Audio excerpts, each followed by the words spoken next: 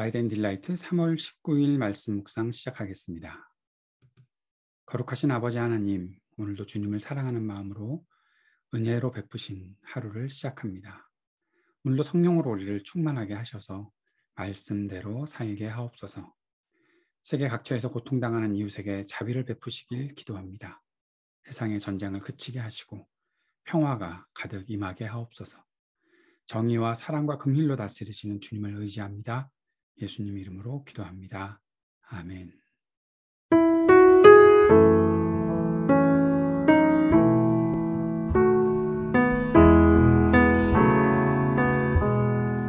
우리 안에 사랑을, 우리 눈에 사랑을 이 나라 빛으로 채우소서.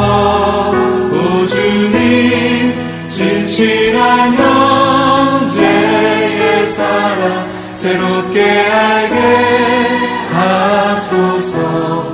우리 안에 사랑을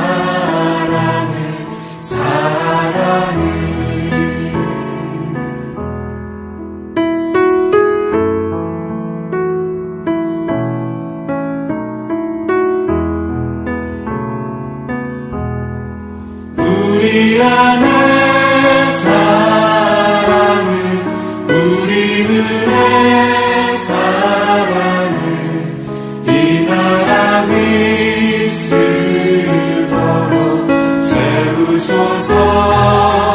오 주님, 진실한 형제의 사랑 새롭게 알게 하소서. 우리 안에 사랑을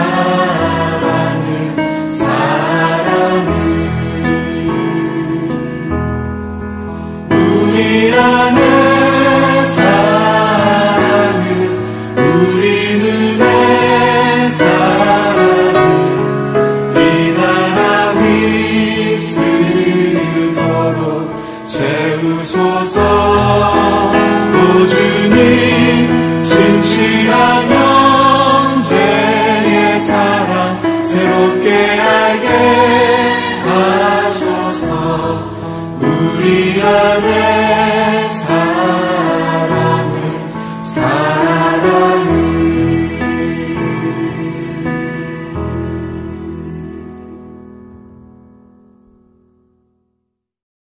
레위기 12장 1절에서 8절까지의 말씀입니다.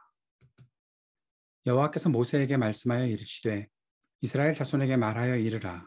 여인이 임신하여 남자를 낳으면 그는 이리 동안 부정하리니 곧 월경할 때와 같이 부정할 것이며 8째 날에는 그 아이의 포피를 벨 것이요 그 여인은 아직도 33일을 지내야 산열이 깨끗하리니 정결하게 되는 기한이 차기 전에는 성물을 만지지도 말며 성소에 들어가지도 말 것이며 여자를 낳으면 그는 2일 동안 부정하리니 월경할 때와 같을 것이며 산열이 깨끗하게 되면 66일을 지내야 하리라. 아들이나 딸이나 정결하게 되는 기한이 차면 그 여인은 번제를 위하여 1년 된 어린 양을 가져가고 속죄 죄를 위하여 집비둘기 새끼나 산비둘기를 회막문 제사장에게로 가져갈 것이요 제사장은 그것을 여호와 앞에 드려서 그 여인을 위하여 속죄할지니 그리하면 산열이 깨끗하리라. 이는 아들이나 딸을 생산한 여인에게 대한 규례니라. 그 여인이 어린 양을 바치기에 힘이 미치지 못하면 산비둘기 2마리나 집비둘기 새끼 2마리를 가져다가 하나는 번제물로 하나는 속죄제물로 삼을 것이요 제사장은 그를 위하여 속죄할지니 그가 정결하리라. 아멘. 레위기 12장 말씀은 아이를 낳은 여인에 대한 규례가 나타나 있습니다. 여기 나타나는 말씀 중에 부정결이라는 말이 아마 우리가 금방 이해하기가 어렵지 않을까 싶습니다. 왜냐하면 우리는 정하다, 부정하다라는 모든 것의 기준을 죄에 의해서만이라고 생각하고 있기 때문이지요. 그러나 식습관, 식생활에 대해서도 거룩한 백성들이 지켜야 되는 규례, 구별된 백성들이 지켜야 되는 규례에서도 살펴보았던 것처럼 짐승을 대하는 것, 또 식생활을 하는 내용에 있어서 정결과 부정결을 볼 때 먼저 그 전제가 이 세상에는 악도 있고 또 죄도 있지만 또 그것으로 인한 질병, 죽음 등이 있다는 것, 그것에서 사람을 보호하고 또 사람을 지키기 위해 정해진 규례가 바로 이 정결법, 정결하다, 부정결하다, 그 일들을 구별하고 있는 것이다 라는 이해가 있어야 하는 것입니다. 그래서 부정결이라는 것은, 아이를 낳은 여인에 대한 부정결이라는 것은 출산 자체가 아니라 출산에 따르는 하혈에 의한 것이다 보아야 하는 것이죠. 생식기를 통한 유출, 출산이라는 특정한 상태가 아닌 몸에 난 상처나 단순한 피 흘림 자체가 당사자를 부정하게 하는 것이 아니라는 점도 우리가 고려해야 할 것입니다. 성별에 따라 출생한 아이들의 부정기간이 결정되기도 하지요. 이것은 남녀를 차별하는 것이냐, 그렇게 보는 것도 좀 어렵지 않겠나 싶습니다. 잘 이해해 나가야 하는 그런 내용이다 싶습니다.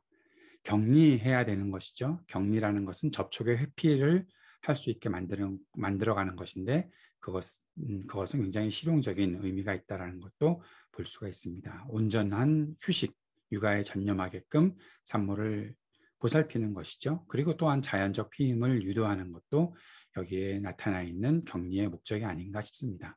그래서 출산에 따른 부정결의 문제는 도덕적인 죄의 문제가 아니라 역설적으로 생명의 고귀함을 말해주는 것이다 볼 수 있는 것이죠. 그렇게 생각하면 남아를 출산했을 때, 여아를 출산했을 때 구별되는 것도 우리가 잘 이해할 수 있지 않겠나 싶습니다. 산모의 부정은 유출로 인한 부정과 피해 정결기간으로 나뉘게 되지요. 일주일 이상 지속되는 부정결은 반드시 제물을 드려야 하는 것이다 라고 우리가 앞에서도 보았었습니다.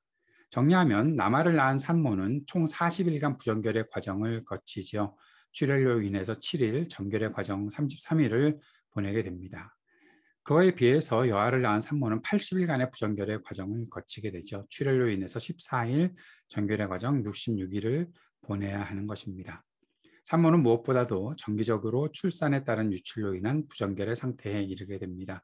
이것은 긴 복규의 과정이 필요할 정도로 출산해 주는 생과 사의 위험성을 인정하는 결과다라고 보게 되는 것이죠. 여기 나타나는 부정결이라는 것은 지금 산모가 보호를 받아야 하는 그런 기간, 산모를 지켜야 하는 그런 기간이다 볼 수 있는 것입니다.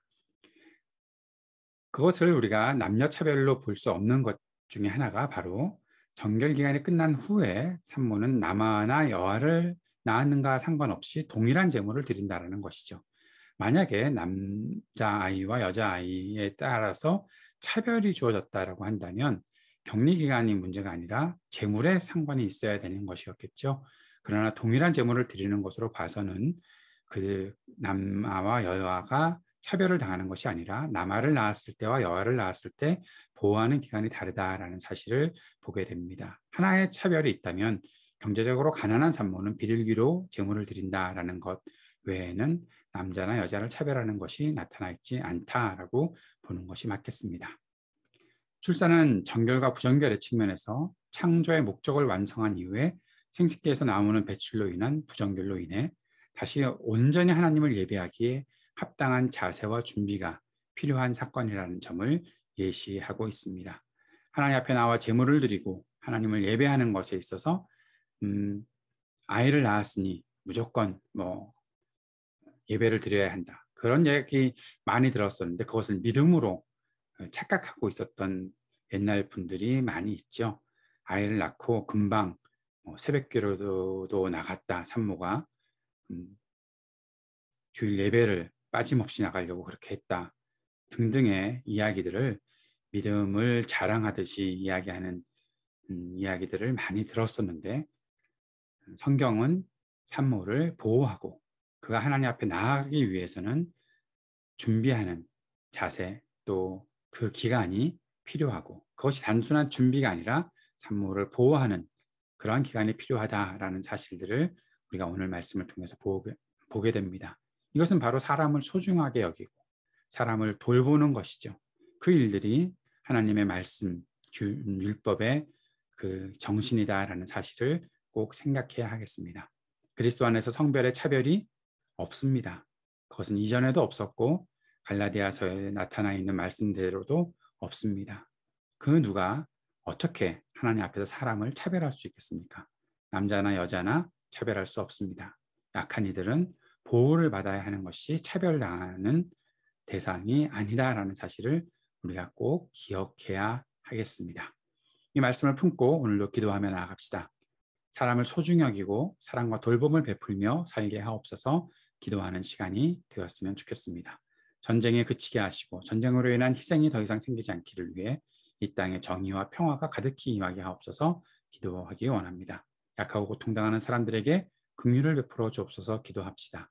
교회의 모든 예배와 세워짐에 필요한 모든 과정에 주님의 인도하심이 있기를 간절히 기도하고 또 주일을 잘 준비할 수 있도록 우리를 도우시옵소서. 기도하는 시간 갖기 원합니다. 함께 기도하겠습니다.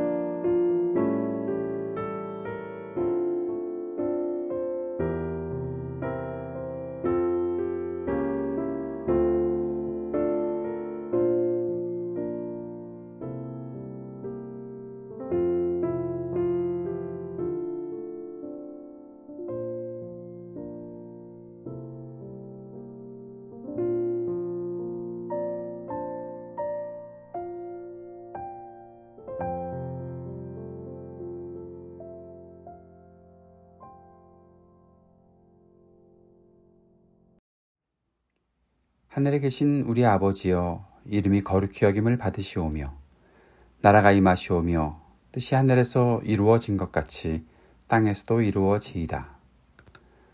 오늘 우리에게 일용할 양식을 주시옵고 우리가 우리에게 죄 지은 자를 사하여 준 것 같이 우리의 죄를 사하여 주시옵고 우리를 시험에 들게 하지 마시옵고 다만 악에서 구하시옵소서. 나라와 권세와 영광이 아버지께 영원히 있사옵나이다. 아멘.